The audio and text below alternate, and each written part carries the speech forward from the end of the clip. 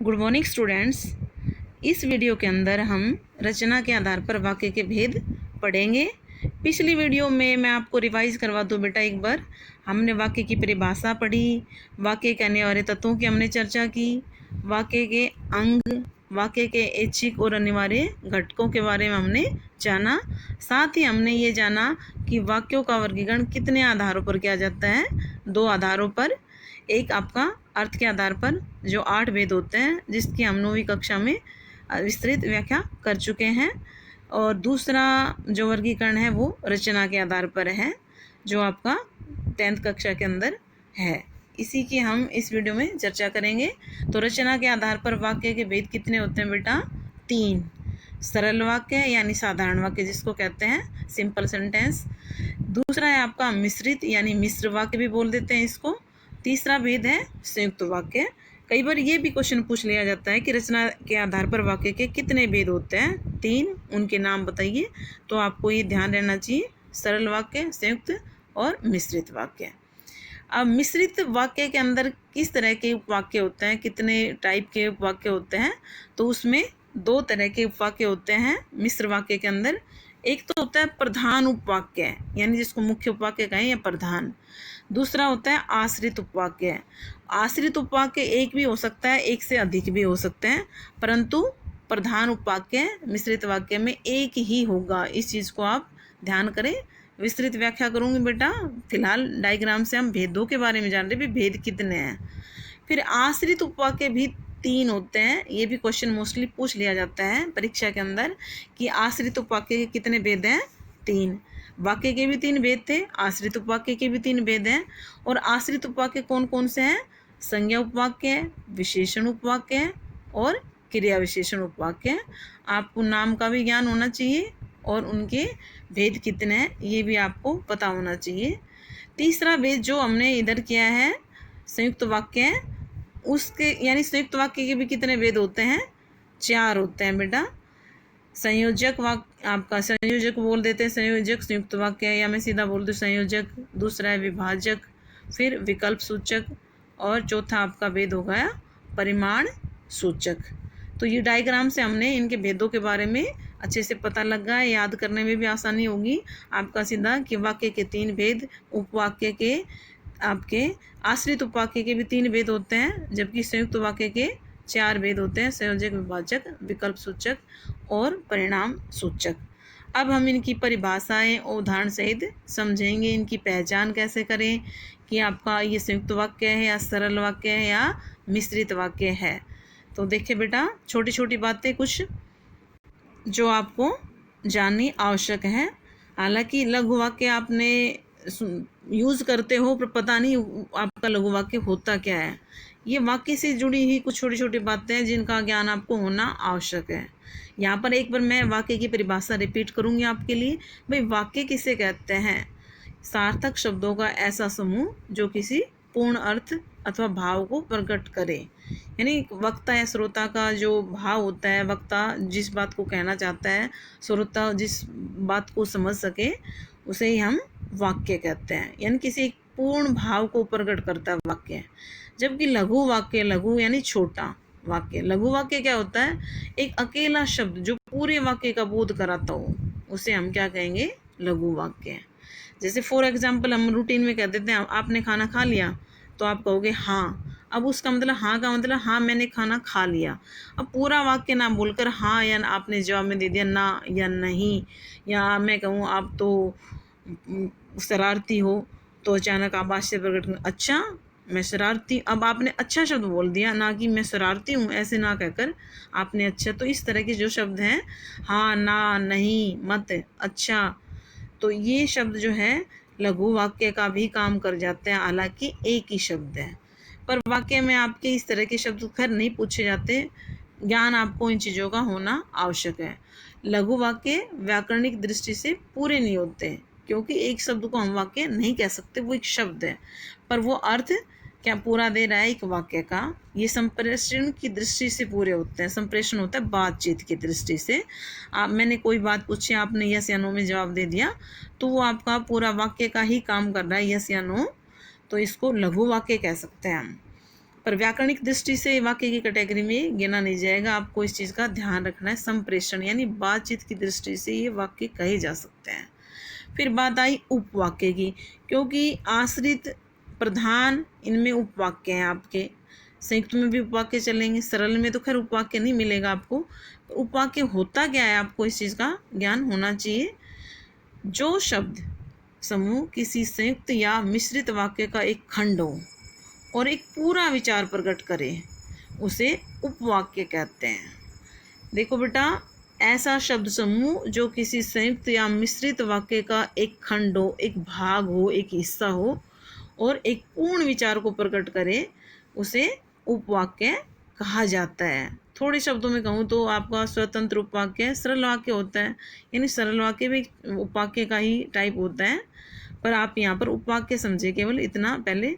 सभी जानते हैं कि वह विद्वान है, क्योंकि आपका उपवाक्य पहचानना आएगा। आपको सरल वाक्य दे दिया, सरल में तो खैर आप वाक्य ही पहचानोगे, उपवाक्य उसमें नहीं मिलेंगे, पर मिश्रित वाक्य और आपका संयुक्त वाक्य में आपको उपवाक्य पहचानने भी, प्रधान उपवाक्य कौन सा है, आपका आश्रित उपवाक्य कौन सा है, तो आपको उपवाक्य ज्ञान होना आवश्यक है।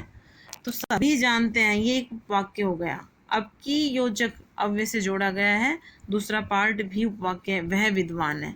तो इस वाक्य के अंदर दो उपवाक्य हैं, सभी जानते हैं, एक तो ये हो गया, दूसरा हो गया वह विद्वान है। तो आपको उपवाक्य का पता लगा। अब यहाँ पर हम विस्तृत व्याख्या जिसकी कर रहे हैं कि रचना के आधार पर वाक्य के जो 3 भेद हैं। सबसे पहला भेद है आपका सरल वाक्य। सरल वाक्य कहा किसे जाता है, आपको ये पता होना। सरल यानी साधारण वाक्य कौन सा होता है, जिस वाक्य के अंदर एक उद्देश्य और एक विधेय हो, अथवा जिस वाक्य में एक ही क्रिया हो, उसे सरल वाक्य कहा जाता है। कैसे बेटा, यानी काम को करने वाला एक हो। देखो परिभाषा में तो ये बातें ठीक है कि आप परिभाषा ही पूछ ली जाए, सरल वाक्य किसे कहा जाता है, तो जिस वाक्य में एक उद्देश्य और एक विधेय हो, अथवा जिस वाक्य में एक ही क्रिया हो, उसे सरल वाक्य कहते हैं। परंतु अगर बेटा समझे हम वाक्य की दृष्टि से, उसका जब हम पढ़ते हैं एग्जाम्पल में, तो आपके उद्देश्य एक से अधिक भी हो सकते हैं। अब मैं कह दूँ आपका मोहन, सोहन और कविता स्कूल जाते हैं, तो वहाँ पर आपका 3 उद्देश्य हो गए, मोहन, सोहन और कविता। तो यहाँ पर एक उद्देश्य नहीं हुआ। ये बात आपकी कहीं ना कहीं थोड़ी लागू नहीं होती। परिभाषा में ठीक है, परंतु जब हम वाक्य पढ़ते हैं तो वहाँ आपको देखना होगा, आप परिभाषा के अकॉर्डिंग नहीं चल सकते। थोड़ा फेरबदल हो जाता है इन चीज़ों में कि एक उद्देश्य एक से अधिक उद्देश्य हो सकता है, परंतु क्रिया एक ही रहेगी। इस चीज़ का आप ध्यान रखें। अब यहाँ पर दूसरे शब्दों में कह सकते हैं, स्वतंत्र रूप से प्रयुक्त होने वाला उपवाक्य ही सरल वाक्य है। इस चीज़ का आप ध्यान करें, स्वतंत्र रूप से प्रयुक्त होने वाला उपवाक्य ही सरल वाक्य है। फॉर एग्जाम्पल, साहिल पत्र लिखता है, बेटा ये एक सरल वाक्य है। अब इसको हम एक योजक शब्द जोड़कर और इसके साथ हम दूसरा उपवाक्य जोड़ सकते हैं। साहिल पत्र लिखता है और मोहन संगीत सुनता है, तो यहाँ पर आपका 2 उपवाक्य हो गए, यानी स्वतंत्र रूप से प्रयुक्त होने वाला उपवाक्य ही सरल वाक्य कह सकते हैं। जब हम इसको साहिल पत्र लिखता है और मोहन संगीत सुनता है, इनको हम अलग अलग, हालांकि ये कंप्लीट एक वाक्य है, परंतु इनको हम अलग अलग करें तो यहाँ पर 2 उपवाक्य बन जाते हैं। तो स्वतंत्र रूप से प्रयुक्त होने वाला उपवाक्य ही सरल वाक्य है, क्योंकि यहाँ पर हमने एक ही उपवाक्य लिख रखा है, साहिल पत्र लिखता है, तो ये स्वतंत्र रूप से उपवाक्य ही सरल वाक्य कहलाएगा। दूसरा वाक्य का भेद है आपका बेटा संयुक्त वाक्य। अब आपका सरल वाक्य तो इजी है, आप देखोगे एक क्रिया होगी, चाहे उद्देश्य आपके 2 हो, 1 हो या 2 से अधिक हो, कितने हो सकते हैं उद्देश्य। अब मैं कह दूँ आपकी 10वीं कक्षा में एक सरल वाक्य का एग्जाम्पल लो बेटा। 10वीं कक्षा के लड़के मैदान में खेल रहे हैं, वाक्य लंबा हो गया, खेल रहे हैं, ये बेशक से कितना भी लंबा वाक्य हो, परंतु इसको सरल वाक्य के अंदर ही गिना जाएगा, क्योंकि खेल रहे एक क्रिया है। अब 10वीं कक्षा के सभी छात्र हों या कुछ छात्र हों, मैदान में खेल रहे हैं, वाक्य कितना भी हो, अधिकरण कार का प्रयोग हो रहा है इसमें, विशेषण का, क्योंकि सरल वाक्य के अंदर एक आपका उद्देश्य और एक विधेय नहीं कह सकते, उसके साथ उनके विस्तारक शब्द भी आ जाते हैं। जैसे आपका सब्जेक्ट है उसका विशेषण भी आ सकता है, क्रिया है उसका क्रिया विशेषण का प्रयोग हो सकता है, साथ में आपका अधिकरण कारक या कर्म कारक, कुछ भी कारक का प्रयोग उसमें बीच में किया जा सकता है। वाक्य आपका सरल लंबा भी हो सकता है और छोटा भी हो सकता है, पर क्रिया ध्यान करें आपकी एक ही मिलेगी उसके अंदर, मुख्य क्रिया। दूसरा भेद हम पढ़ रहे हैं संयुक्त वाक्य। अब संयुक्त वाक्य कहा किसे जाता है? जिस वाक्य में दो या दो से अधिक स्वतंत्र उपवाक्य समानाधिकरण समुच्चय बोधक अव्यय से जुड़े हों, उसे संयुक्त वाक्य कहा जाता है। यानी जिसके अंदर क्या होगा बेटा, समानाधिकरण समुच्चय बोधक अव्यय से जुड़ा होगा और इसके अंदर दो या दो से अधिक उपवाक्य होंगे, और उसको इस चीज़ का ध्यान करें आप, समानाधिकरण समुच्चय बोधक अव्यय से वो जुड़े होंगे, ये खास बात है इसमें पहचानने के लिए, क्योंकि दो वाक्य तो ज़्यादा भी हो सकते हैं, पर उनको जोड़ कौन सा रहा है? अव्यय समानाधिकरण समुच्चय बोधक। इस चीज़ का आप ध्यान करें। यहाँ पर एग्जाम्पल लिया है हमने, गीता पढ़ती है और निकिता लिखती है। अब यहाँ पर दो उपवाक्य हैं, गीता पढ़ती है और निकिता लिखती है। अब संयुक्त वाक्य में इस चीज़ का भी ध्यान रखना है बेटा कि इसमें सभी जो उपवाक्य होते हैं वो स्वतंत्र होते हैं। यानी इस योजक शब्द को और को हम हटा दें तो इनका पूरा पूरा अर्थ निकलता है, यानी इनमें कुछ और आने की आवश्यकता नहीं है। गीता पढ़ती है और ये दूसरा वाक्य बन जाएगा, यानी दो सरल वाक्य में इनको बदल दिया हमने, दो वाक्यों को दो सरल वाक्य बना दिया। निकिता लिखती है, यानी इसका प्रभाव खत्म होते ही ये दोनों स्वतंत्र अर्थ दे रहे हैं, इसको हटाते ही। इस चीज़ का ध्यान करें कि स्वतंत्र उपवाक्य होते हैं संयुक्त वाक्य के अंदर। वह बीमार है इसलिए स्कूल नहीं आया। अब यहाँ पर आपका वह बीमार है, ये एक आपका उपवाक्य होगा। दूसरा होगा स्कूल नहीं आया, इसको भी हमने समानाधिकरण समुच्चय बोधक अव्यय से जोड़ा है इसलिए से। अब कई बार ऐसा होता है बेटा, हम जब इस अव्यय शब्द का प्रयोग करते हैं तो दूसरे में कई शब्दों का लोप कर दिया जाता है। कई बार क्रिया का की आवश्यकता नहीं होती, कई बार कर्ता का। जैसे इसमें दे रखा है आपका वह बीमार है, इसलिए वह स्कूल नहीं आया। अब इसको हम हटाएं तो स्कूल नहीं आया, ये अधूरा सा लग रहा है, क्योंकि यहाँ पर वह जो है ना आपका कर्ता का लोप कर रखा है। वह बीमार है इसलिए स्कूल नहीं आया, यहाँ पर वह की आवश्यकता नहीं थी, इसका लोप कर दिया हमने कर्ता का। परंतु जब हम मान लो वाक्य अलग कर रहे हैं तो वह का प्रयोग कर सकते हैं, वह स्कूल नहीं आया। तो कई बार कुछ शब्दों का लोप हो जाता है। अब मैं कह दूँ आपका, मोहन दिल्ली जाएगा और दिल्ली जाएगा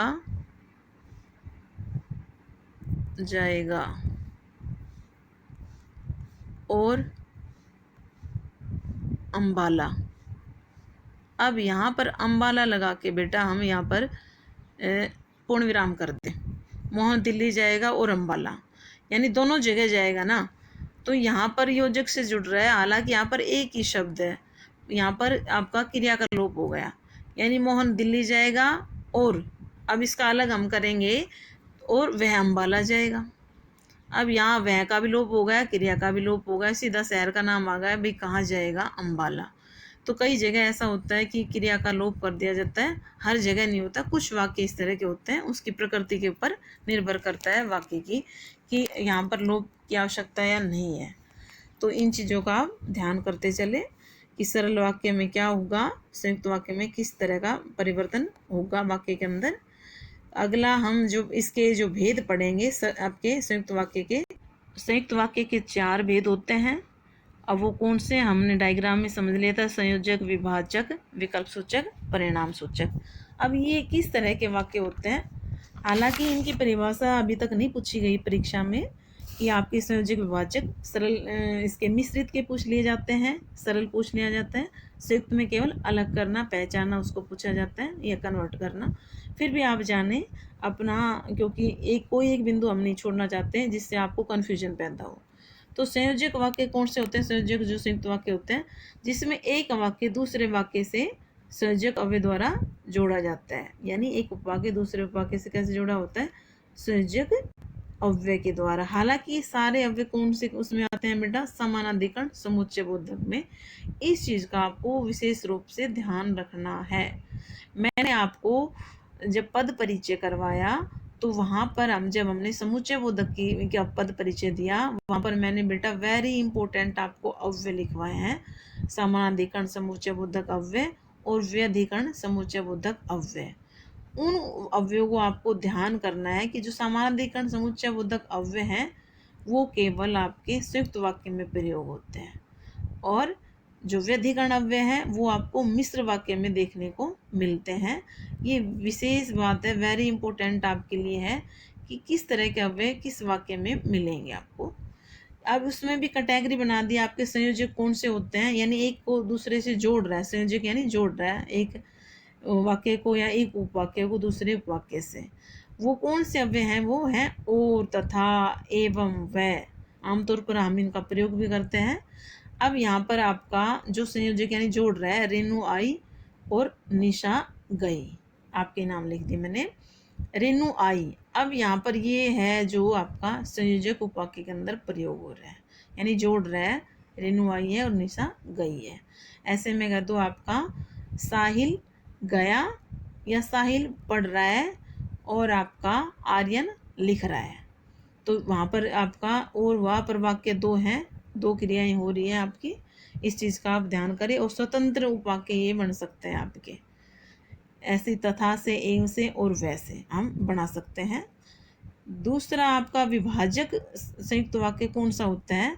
विभाजक में विभाजक शब्द से ही पता लग रहा है, यानी विरोध, अलग होना, जो जिस वाक्य में दो या दो से अधिक उपवाक्य में परस्पर भेद या विरोध का संबंध रहता है। विभाजक यानी बांटने वाला, विरोध होगा, अलग अलग चीजें होंगी, भाई या तो ये करो या ये करो। ये इस वाक्य में किस तरह के आपको अव्यय देखने को मिलेंगे, किस तरह के अव्यय से जुड़े हुए होंगे? आपका ये है आपके पर, परंतु, मगर, लेकिन, बल्कि आदि बहुत सारे हैं। हालांकि बेटा मैंने कुछ मुख्य लिखे हैं यहाँ पर। तो ये इस तरह के आपको अव्यय देखने को मिलेंगे विभाजक आपके संयुक्त वाक्य के अंदर। एग्जाम्पल है आपके पास, वे मर जाएंगे पर रिश्वत नहीं लेंगे। वे मर जाएंगे पर रिश्वत नहीं लेंगे, यानी दो बात होगी, विरोधाभास होंगे, या तो मरेंगे या रिश्वत लेंगे ही नहीं, यानी एक ही बात करेंगे, विरोध हो रहा है, दोनों चीज़ें संभव नहीं है। अब गांधी जी ने नारा दिया था करो या मरो। हालांकि देखो इसमें ना करता है, सीधी क्रियाएं दे के करो या मरो, मरो। ये भी आपका संयुक्त वाक्य है, विभाजक, यानी या तो करेंगे, आज़ाद करो अंग्रेजों हमें, या मरने के लिए तैयार हो जाओ। तो ये या से जोड़ रखा है, यानी विरोध है, दोनों चीज़ें अलग अलग है, या तो करना है आज़ाद या मरने के लिए हो जाओ तैयार। तो ये भी आपका संयुक्त वाक्य ही माना जाएगा। इसी तरह परंतु, मैं दिल्ली गया परंतु मुझे आपका लाल किला देखने को नहीं मिला या बंद था। भाई कोई भी कह दो आप, मैं इंडिया गेट गया परंतु वह बंद, वहाँ पर लोग लगा हुआ था। कुछ इस तरह से वाक्य बन जाता है, लेकिन परंतु बल्कि इस तरह के अव्यय का प्रयोग इनमें मिलता है। ऐसे ही आपका तीसरा भेद हो गया संयुक्त वाक्य का, विकल्प सूचक। अब विकल्प सूचक वाक्य किस तरह के होता है? विकल्प शब्द से यानी ऑप्शन मिल गया, जब दो वाक्य में से किसी एक विकल्प को स्वीकार करने का भाव होता है। दो वाक्य होंगे जिसमें एक को स्वीकार करने का भाव होगा, जबकि हम दो पढ़ चुके हैं, एक में जोड़ने का था और तथा या, दो वाक्य आपके संयोग वाक्य के सॉरी आपका अव्यय के द्वारा जुड़े हुए होते हैं। और दूसरा हमने विभाजक था, विरोध होगा, दो वाक्यों के अंदर परस्पर भेद होगा, यानी दोनों चीजें संभव नहीं है। तीसरा हमें विकल्प है आपका, इसमें विकल्प में हो गया दो में से किसी एक को स्वीकार करेंगे। तो दो में से एक को स्वीकार कर रहे हैं और ये किस अव्यय के द्वारा जुड़े होंगे? या, अथवा, या, न, इस तरह के आपको अव्यय मिलेंगे इसके अंदर। जैसे मैंने एग्जाम्पल यहाँ पर लिखा है, ठीक से करो अथवा नौकरी छोड़ दो, यानी ठीक से काम करो अथवा नौकरी छोड़ दो। तो ये आपका उपवाक्य अथवा जो अव्यय से जोड़ रखा है ऑप्शन दे दिया, आपको विकल्प दे दिया, या तो काम ठीक से कर लो अथवा नौकरी छोड़ दो। ऐसे ही हमने दे दिया यहाँ पर, सॉरी बेटा ये या का एग्जाम्पल मैं उसमें दे गई, वहाँ पर या नहीं आएगा आपका विभाजक में, यहाँ आएगा, विकल्प होता है या, वहाँ गलती से एक्सप्लेन हो गया। तो या अव्यय इसमें आएगा करो या मरो, तो इसका होता है ऐसे ही आया न तो मैं तुम्हारे पिताजी को जानता हूँ और न मैं तुम्हारी बहन को जानता हूँ। तो ये इस तरह का जुड़ रहा है, न मैं तुम्हारे पिताजी को जानता हूँ, न का प्रयोग शुरू में है, पिताजी को जानता हूँ, और दूसरे वाक्य में न मैं तुम्हारी बहन को जानता हूँ।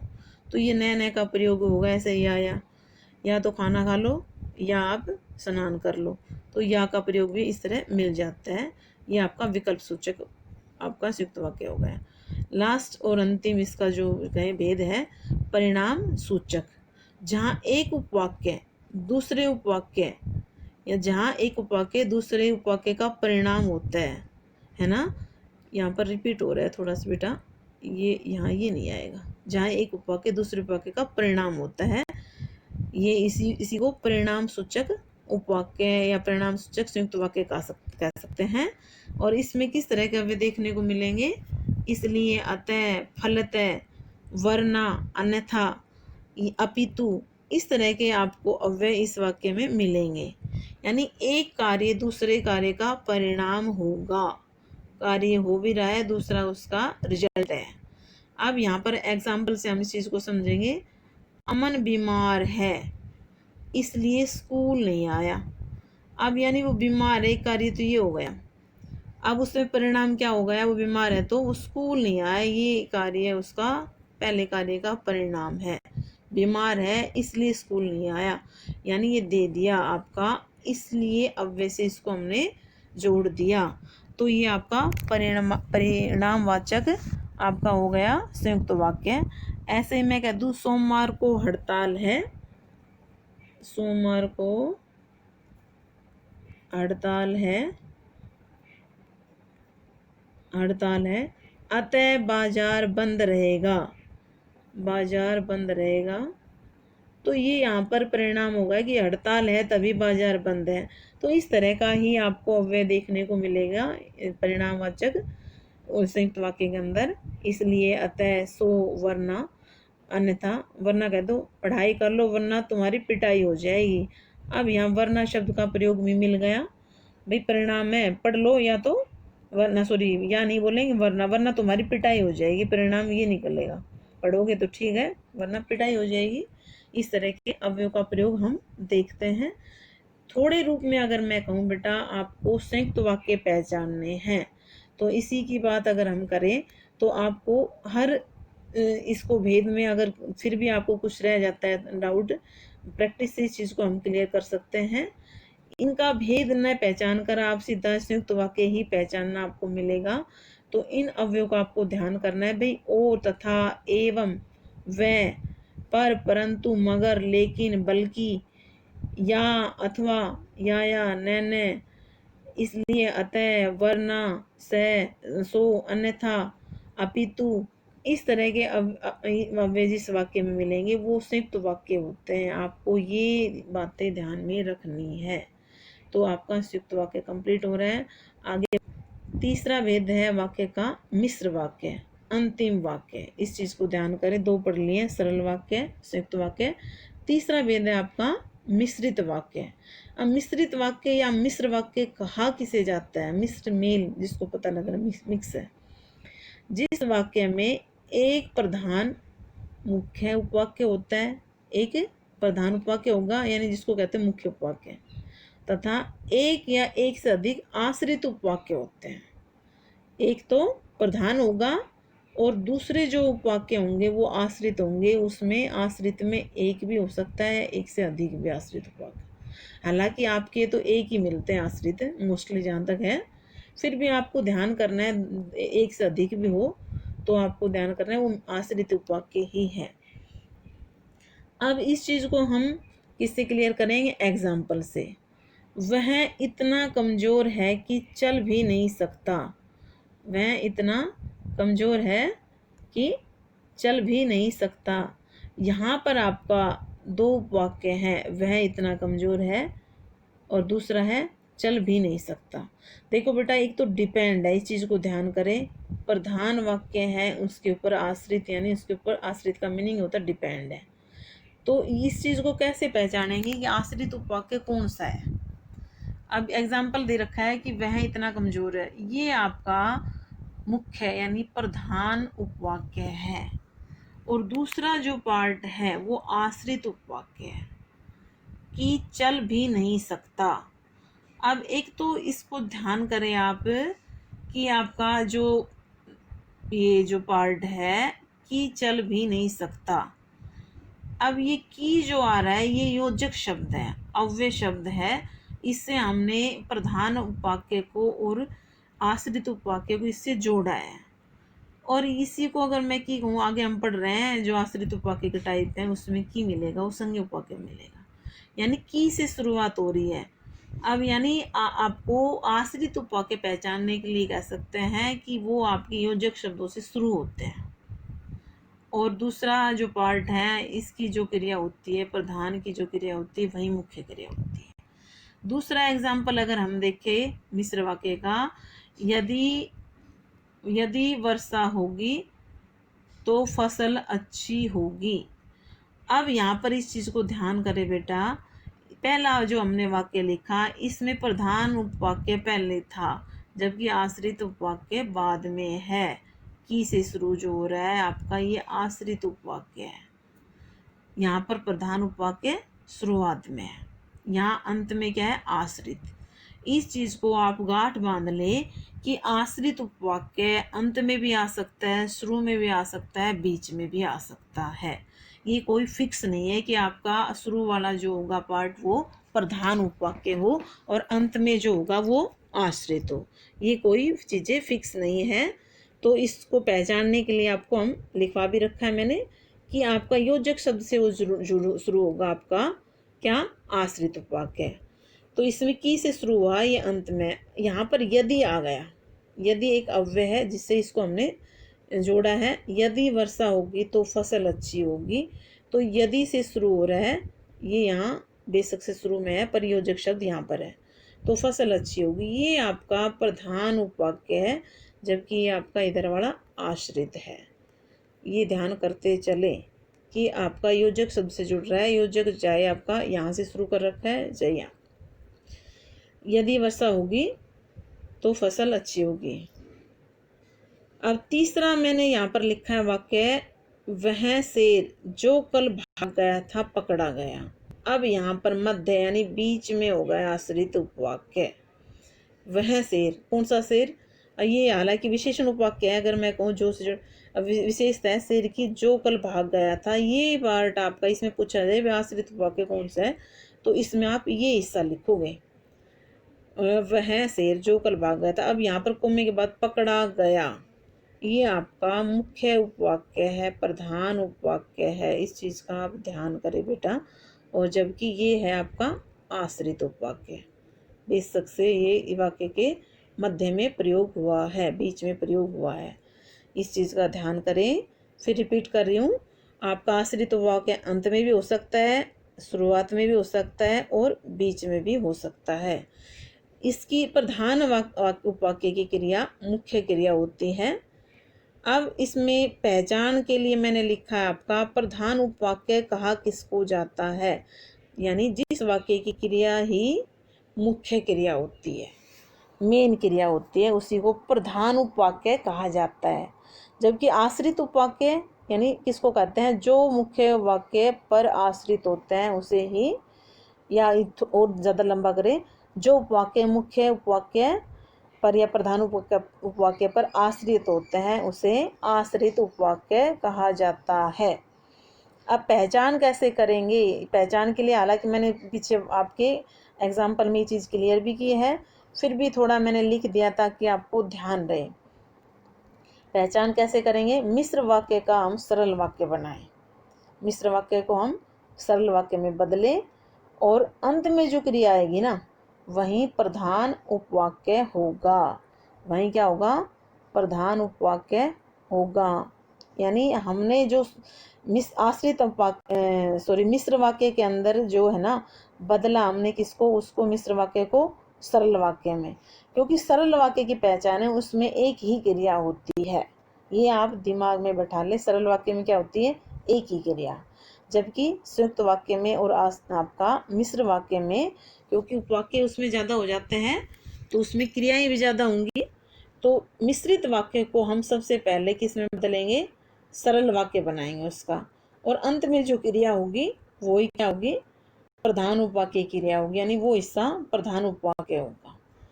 अब आश्रित उपवाक्य का पहचान क्या होती है? कि वो आपका प्रारंभ होगा अव्यय शब्दों से, कि, क्योंकि, यदि, जो, जिसे, जब आदि बहुत सारे अव्यय हैं बेटा जो हम तीनों उपवाक्य में पढ़ेंगे। वो जितने भी अव्यय आएंगे वो आश्रित उपवाक्य की पहचान है, यानी वो उस आश्रित उपवाक्य का हिस्सा होंगे। अब यहाँ पर मैंने एक एग्जाम्पल लिखा आपके लिए। राहुल स्कूल नहीं आएगा क्योंकि वह बीमार है। देखो आप एक तो ध्यान करना, ऐसे ही मैंने वाक्य बनाया था पिछले संयुक्त वाक्य में। राहुल बीमार है, अगर मैं इसको कह दूं राहुल स्कूल नहीं आएगा क्योंकि वह बीमार है।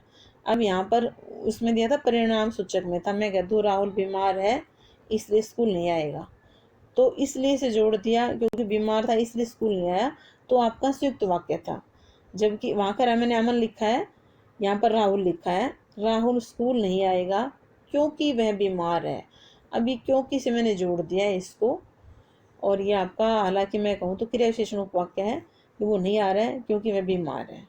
अभी क्योंकि वह बीमार है ना, ये वाला हिस्सा आपका आश्रित है, और राहुल स्कूल नहीं आएगा ये आपका प्रधान उपवाक्य है। कैसे? हमने पहचान में लिखा है, इसको सरल वाक्य बनाकर देखेंगे। एक तो पहचान होगी बेटा, अगर आप सरल वाक्य में आप नहीं बना पा रहे हो तो ये योजक शब्दों को देख लें, ये शुरू में हो, अंत में हो, बीच में हो, जिससे जुड़ रहा है वो ये आपका हिस्सा आश्रित है। बाकी जो बच गया आपका प्रधान उपवाक्य है। फिर भी इसका हम सरल बनाकर देखें तो क्या बनेगा? राहुल बीमार है। राहुल, बेटा एक मिनट, ये काम नहीं कर रहा है। राहुल बीमार है, क्योंकि करता तो एक ही रखेंगे ना। राहुल बीमार है ना, सॉरी हम सरल बनाने। राहुल बीमार होने के कारण, मैं इसको संयुक्त में चेंज कर रही थी। राहुल बीमार होने के कारण स्कूल नहीं आएगा। स्कूल नहीं आएगा, इसको हमने चेंज कर दिया सरल वाक्य में। अब इस चीज़ को ध्यान करें कि इसमें आपकी मुख्य क्रिया क्या आ रही है? नहीं आएगा, ये अंत में आ गई, क्योंकि हम जब सरल वाक्य बनाया और अंत में जो क्रिया आई वो मुख्य क्रिया है, और वो हिस्सा क्या होगा आपका? क्या हो रहा है? प्रधान उपवाक्य। स्कूल नहीं आएगा, अब इसमें है राहुल स्कूल नहीं आएगा, तो ये प्रधान है, क्योंकि सरल जब हमने बनाया तो अंत में क्रिया आ रही है। इसकी एक और बेटा पहचान है, एक तो ये योजक शब्द से बताया था मैंने आश्रित। दूसरा, जब हम सरल में इसको चेंज कर रहे हैं तो इसकी जो क्रिया अंत में बीमार है, इसको हमने बीमार होने के कारण इसको चेंज कर लिया, यानी आश्रित उपवाक्य की क्रिया को हम क्रियान्वित कर सकते हैं, चेंजमेंट उसमें कर सकते हैं। है को हमने कर दिया होने के कारण। राहुल बीमार होने के कारण स्कूल नहीं आएगा, तो ये हमने आश्रित उपवाक्य क्रिया को हमने चेंज कर लिया। जबकि प्रधान उपवाक्य क्रिया कभी चेंज नहीं होती है, वो एज इट इज रहती है। इस चीज़ का आप ध्यान करें। और सरल वाक्य जब हमने बनाया तो अंत में मिलेगी। अब ये पहचान का तरीका, आप क्रिया बनाकर उसको पहचानते हो, सरल वाक्य बनाकर पहचानते हो, या फिर आप इसमें सीधा भाई आपने योजक शब्द देख लिया और उससे आपने पहचान लिया भाई ये आश्रित है और पहले वाला आपका मुख्य है। कन्फ्यूजन वहाँ होता है कि कई बार बीच में दे देता है, कई बार शुरू में, तो बच्चा क्या करता है, जैसे उसमें आपका एग्जाम्पल था ये पीछे, यहाँ पर था आपका, यदि वर्षा होगी तो फसल अच्छी होगी। अब बच्चे ने दिमाग में बैठा लिया कि प्रधान तो पहले मिलेगा और अंत में होगा वो आश्रित। नहीं, अब यदि वर्षा होगी तो ये प्रधान है, इस चीज़ को ध्यान करें। क्योंकि यहाँ पर अगर हम उल्टा बोल गए, यदि वर्षा होगी तो फसल अच्छी होगी। अब ये आपका आश्रित है ये हिस्सा, और ये प्रधान है। अब इसको मैं संयुक्त को बदलूं, मिश्र वाक्य को सरल में बदलूं तो होगा वर्षा होने के कारण फसल अच्छी होगी। वर्षा होने के कारण फसल अच्छी होगी, और अंत में आपकी यही क्रिया आई, फसल अच्छी होगी। तो वर्षा होने के कारण, अब होगी का हमने बदल दिया होने के कारण, फसल अच्छी होगी। तो हमने किस क्रिया को चेंज किया? आश्रित उपवाक्य की क्रिया को हमने बदला, ना कि हमने आपका प्रधान उपवाक्य की क्रिया को। उसमें नो चेंज, इस चीज़ का ध्यान करें, प्रधान उपवाक्य की क्रिया में नो चेंज, जबकि आश्रित उपवाक्य की क्रिया बदलेगी, जरूर बदलेगी बेटा। ये आपका पहचान हमने बताई। फिर हम आश्रित उपवाक्य के भेद पढ़ेंगे। आश्रित उपवाक्य के 3 भेद होते हैं, ये भी ध्यान करें। हमने डायग्राम में पढ़ा, सरल वाक्य आपका वाक्य के 3 भेद पढ़े, फिर हमने संयुक्त वाक्य के 4 भेद पढ़े, आश्रित उपवाक्य के भी 3 भेद होते हैं। ये ध्यान करें, आपका 3 का जो है ना वो लंबा चल रहा है, बच्चे कंफ्यूज रहते हैं कि 3 का है टारगेट। एक हमने वाच्य पढ़े, वाच्य भी 3 तरह के होते हैं, वाक्य भी आपकी रचना के आधार पर 3 है, और आश्रित उपवाक्य भी आपके भेद है 3 है। नाम आप ध्यान कर लेना बेटा। वाच्य कौन से होते हैं? कर्तृवाच्य, कर्मवाच्य, भाववाच्य। जबकि वाक्य कौन से होते हैं? 3, सरल, संयुक्त और मिश्रित वाक्य। आश्रित उपवाक्य 3 कौन से होते हैं? संज्ञा उपवाक्य, विशेषण उपवाक्य और क्रिया विशेषण उपवाक्य। अब आपका संज्ञा उपवाक्य कहा किसे जाता है? कौन सा होता है संज्ञा उपवाक्य? यानी जो उपवाक्य प्रधान उपवाक्य की संज्ञा या संज्ञा पदबंध के स्थान पर आता है। जो वाक्य प्रधान उपवाक्य की संज्ञा पदबंध के स्थान पर आता है, उसे संज्ञा उपवाक्य कहा जाता है या कहते हैं। एग्जाम्पल से देखें बेटा इस चीज को। अब एग्जाम्पल है, गौरव ने कहा कि वह मेरिट जाएगा। अब यहाँ के आपके पास गौरव ने कहा कि वह मेरिट जाएगा। अब ये आपका आश्रित उपवाक्य है, और ये आश्रित जो हिस्सा ये हो गया, यही आपका संज्ञा उपवाक्य है। आश्रित जो भी उपवाक्य है ये ध्यान कर लेना बेटा, वो क्या है? आपके आश्रित उपवाक्य के 3 भेद हैं। अब उसमें योजक शब्दों से ही आप पहचानोगे कि किस योजक शब्द में आपका कौन सा योजक शब्द किस आश्रित उपवाक्य में प्रयोग हो रहा है। ये आपकी पहचान है, और बिल्कुल इजी है बेटा। संज्ञा उपवाक्य को आप कैसे पहचानोगे? संज्ञा उपवाक्य जो आश्रित उपवाक्य वो कौन सा है वाक्य के अंदर, वो आपका बिल्कुल इजी है। संज्ञा उपवाक्य में तो की योजक शब्द जो मिलता है ना, की, दिमाग में बैठा लो, की से जो हो रहा है शुरू, वो आपका संज्ञा उपवाक्य है। कहीं पर भी हो, आंख बंद करके लिख दो आप, ये आपका संज्ञा उपवाक्य है। इसमें क्या पहचान मिलेगी? की से शुरू होगा। ये छोटे ही की मात्रा कई बार बच्चे कर देते हैं बड़े वाली की, नहीं बड़ा तो कहीं पर मिल जाता है, वो योजक नहीं होती। आपका योजक कौन सी है? छोटी, जिसको इंग्लिश में दैट बोलते हैं, कंजंक्शन। तो ये आपका की से जुड़ा होगा संज्ञा उपवाक्य, और वो हिस्सा आपका संज्ञा आश्रित उपवाक्य कहलाएगा।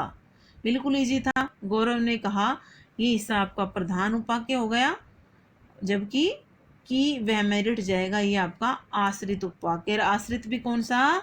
संज्ञा उपवाक्य है। दिमाग में बैठा लो, की योजक शब्द जहाँ होगा उसको पहचानना है, इजी है, संज्ञा उपवाक्य। दूसरा एग्जाम्पल और तो दे दिया, हालांकि सभी को पता है कि कोरोना चीन से आया है। मैंने नया वाक्य आपके लिए बनाया क्योंकि कोरोना चल रहा है। कोरोना चीन से आया है, तो इसकी पहचान क्या है इस संज्ञा उपवाक्य की? ये की आपको मिलेगी, ये की उसमें शुरुआत में आश्रित उपवाक्य के। दूसरा भेद है, इसमें आपको ध्यान करना है बेटा।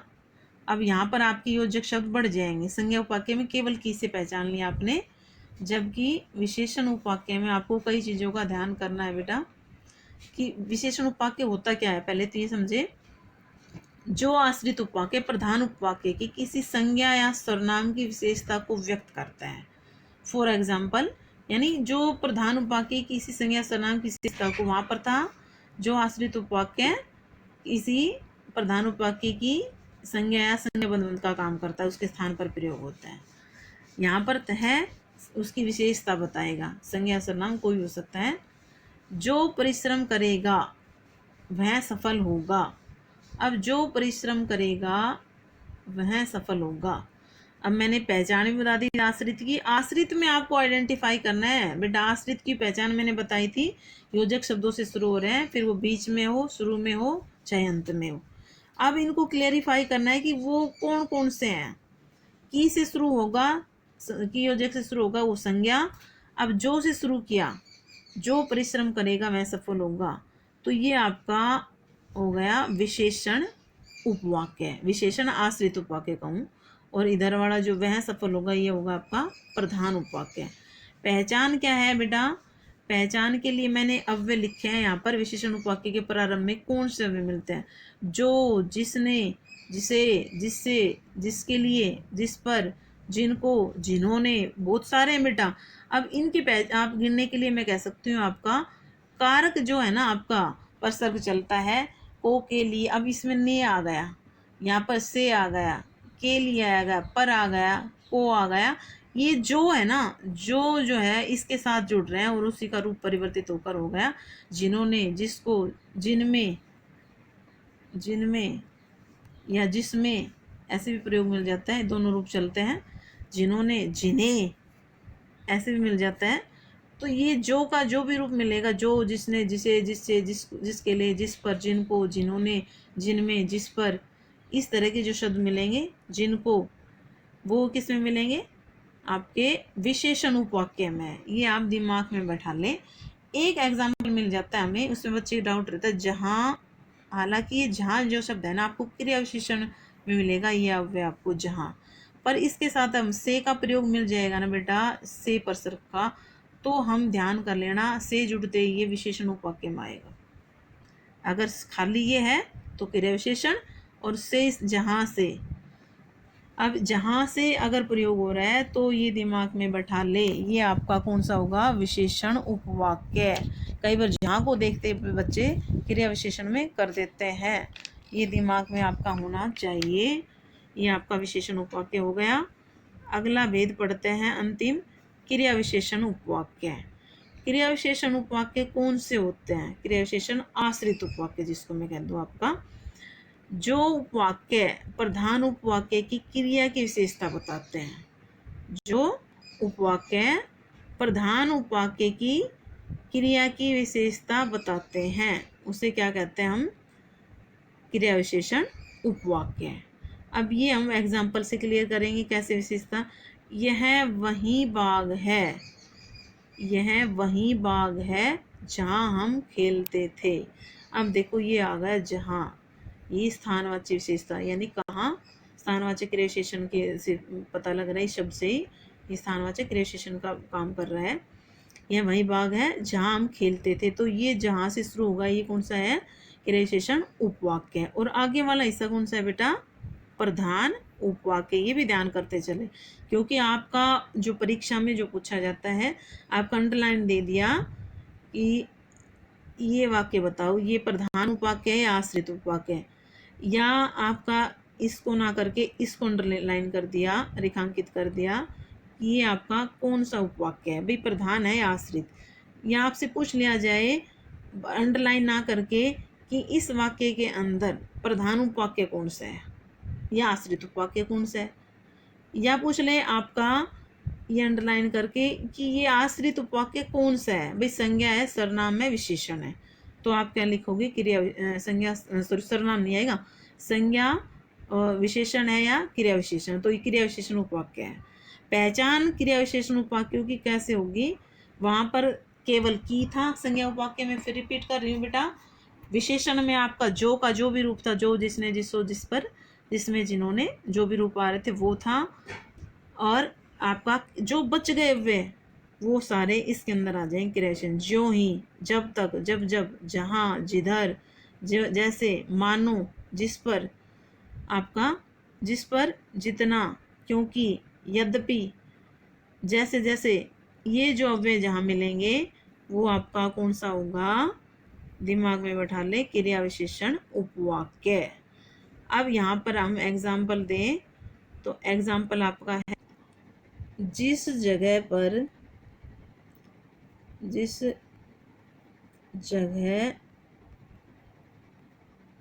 प्रेम नहीं वह शमशान है। जिस जगह पर प्रेम नहीं वह शमशान है। वाक्य नहीं आ रहा है यहाँ पर। अभी जिस जगह ये शब्द आएगा, ये भी स्थानवाचक है आपका क्रियाविशेषण। एक तरह से आपने क्रियाविशेषण की कितनी पहचान है ये आपका यहाँ पर पता लगता है। जिस जगह पर या जिस जगह प्रेम नहीं, अब ये जो अव्यय आया यहाँ पर इकट्ठा ही क्रियाविशेषण उपवाक्य की पहचान है। या मैं दूसरा एग्जाम्पल एक और लिखती हूँ बेटा, जितना पढ़ोगे उतना ही आगे बढ़ोगे। अब जितना जो शब्द आ गया, उतना ही खाओ जितना पचा सको, उतना ही खाओ जितना पचा सको। तो ये आपका क्रियाविशेषण उपवाक्य होगा, ये अंत में आ गया। अब इसमें और भी मिल जाते हैं, जिसकी लाठी उसकी भैंस लिख दूं, जिसकी लाठी उसकी भैंस। तो ये अब आपका ये होगा क्रियाविशेषण उपवाक्य।